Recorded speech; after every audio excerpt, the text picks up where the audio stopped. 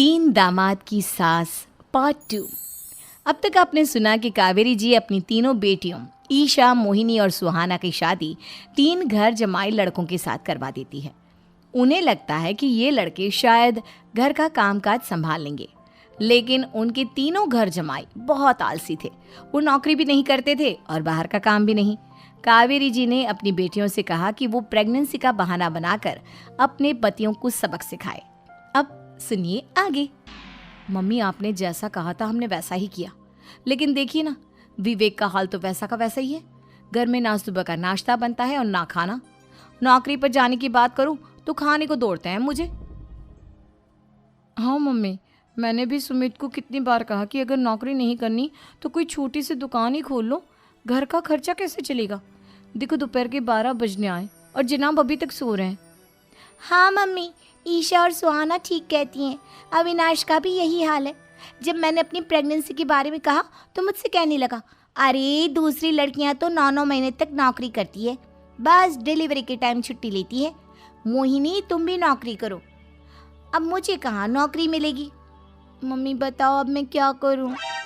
हे भगवान, क्या सोचकर घर जमाई दामाद लाई थी मैं कि मेरी बेटियां मेरे पास रहेंगी और खुश रहेंगी, लेकिन इन आलसी दामादों ने तो हमारी जिंदगी को भी प्रॉब्लम में डाल दिया है। मैं तो कहती हूँ मम्मी, हम लोग वापस अपनी जॉब पर जाना शुरू कर देते हैं। बता देते हैं इन लोगों को कि हमने प्रेगनेंसी का बहाना किया है। नहीं नहीं बेटा, ऐसी गलती भी मत करना। अगर तुमने ऐसा किया तो इन तीनों की आदत और ख़राब हो जाएगी। अरे आज नहीं तो कल कभी तो तुम प्रेग्नेंट होगी, तब वापस यही प्रॉब्लम आएगी। तब क्या करोगी तुम तीनों? हाँ मम्मी, आपकी बात तो बिल्कुल सही है। इन लोगों को तो सुधारना ही पड़ेगा। लेकिन कैसे? अपने बच्चों के आने की खबर सुनकर भी इन लोगों पर कोई असर नहीं हो रहा। पैसे कमाने के लिए घर से बाहर निकलना ही नहीं चाहते ये तीनों। अब मेरे दिमाग में एक प्लान आया है। तुम तीनों चिंता मत करो, उन तीनों को बुलाओ, फिर मैं बात करती हूँ। थोड़ी देर बाद कावेरी जी अपने तीनों दामादों को सामने बुलाकर अपनी बात कहना शुरू करती हैं। अविनाश, सुमित और विवेक, देखो बेटा, मैं ना तुम तीनों से बड़ा प्यार करती हूँ, इसीलिए तो तुम्हें घर जमाई बना कर रखा है मैंने। अरे मम्मी जी, सीधे सीधे कहिए ना, क्या बात है? प्यार तो हम भी आपको बहुत करते हैं। अरे मम्मी जी, आपकी इज्जत भी बहुत करते हैं। अरे भाई, आपके जैसी सास और कमाने वाली बीवी सबको मिलती है क्या? हाँ मम्मी, विवेक और सुमित ठीक कह रहे हैं। आपकी बेटी से शादी करके मेरी तो ज़िंदगी ही अच्छी हो गई है। जानती हूँ मैं, और ये भी जानती हूँ कि तुम तीनों अपने अपनी बीवियों से बहुत प्यार करते हो। बेटा, बात ऐसी है कि हमारे कुल गुरु ने कहा है कि प्रेग्नेंट होने के बाद मेरी तीनों बेटियां शुरू के 4 महीने हमारे गांव में जाकर रहेगी, जहां मेरे चाचा जी रहते हैं। अरे लेकिन क्यों मम्मी, गांव में जाकर रहने की क्या ज़रूरत है इन तीनों को? वो क्या है ना बेटा, हमारे परिवार को एक श्राप है। अगर मेरी बेटियों ने यहाँ पर बच्चा पैदा करने की कोशिश की तो उनके बच्चों को कुछ भी हो सकता है। इसलिए अब से लेकर 4 महीने पूरे होने तक इन्हें गांव वाले घर में रहना पड़ेगा। हाँ तो इसमें प्रॉब्लम क्या है मम्मी जी? हम भी वहाँ जाकर रहेंगे, पिकनिक मनाएंगे। अरे भाई, बीवी जहाँ हम भी वहाँ। हाँ यार, आइडिया तो बहुत अच्छा है।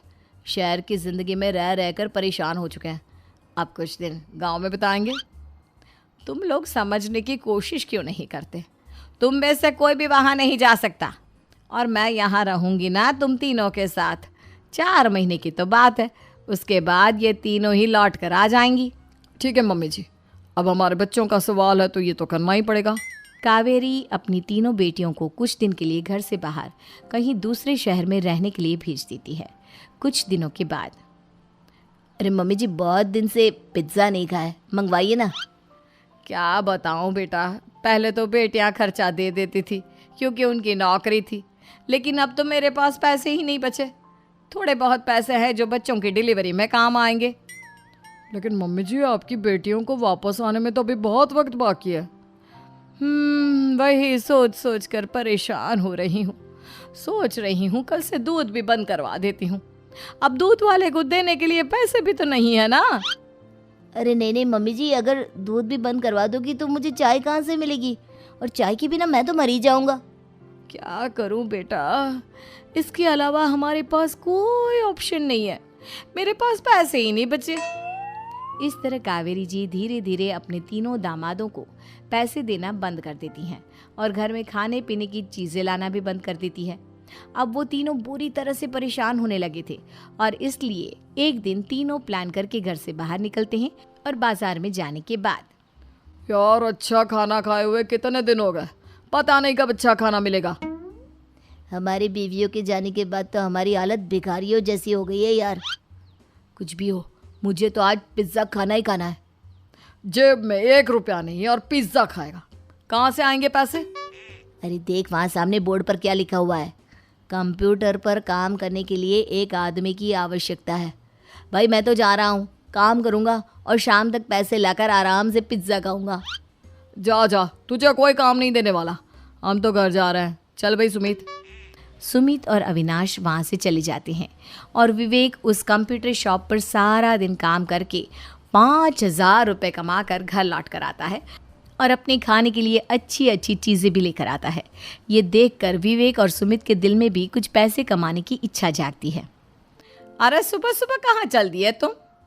मम्मी जी एक बहुत अच्छी जगह मिली है, कंप्यूटर पर काम करने के 5,000 मिले थे कल मुझे। अगर रोज़ काम करूँगा तो पूरे 40,000 की तनख्वाह। अरे वाह, ये तो बहुत अच्छी बात है दामाद जी, आपको जाना ही चाहिए। सुमित और अविनाश विवेक को इस तरह तरक्की करते देखकर परेशान हो जाते हैं और वो दोनों भी काम की तलाश में निकल पड़ते हैं। धीरे धीरे उन दोनों को भी काम मिल जाता है। अब कावेरी के तीनों दामाद छोटी मोटी नौकरी करके अच्छा पैसा कमाने लगे थे। एक दिन कावेरी उन्हें अपने पास बुलाती हैं। अरे वाह, विवेक 40,000 कमा लेता है, अविनाश 60,000 और सुमित तुम भी 40,000 के आसपास कमा ही लेते हो। कुल मिलाकर तुम अच्छे खासे पैसे कमा रहे हो बेटा। हाँ मम्मी जी, बहुत मज़ा आता है जब महीने के एंड में मोटी रकम हाथ में आती है। पूछिए मत मम्मी जी, घर में रहकर रोटी बना बना कर और तो जैसा महसूस होने लगा था मुझे तो। हाँ बेटा, तुम तीनों की बात तो बिल्कुल ठीक है और जानते हो अब तुम तीनों की पत्नियां भी वापस लौट कर आने वाली है। लेकिन मम्मी जी अभी तो उन्हें गए सिर्फ 2 महीने हुए हैं, आपने तो कहा था वो 4 महीने के बाद लौट कर आएंगी।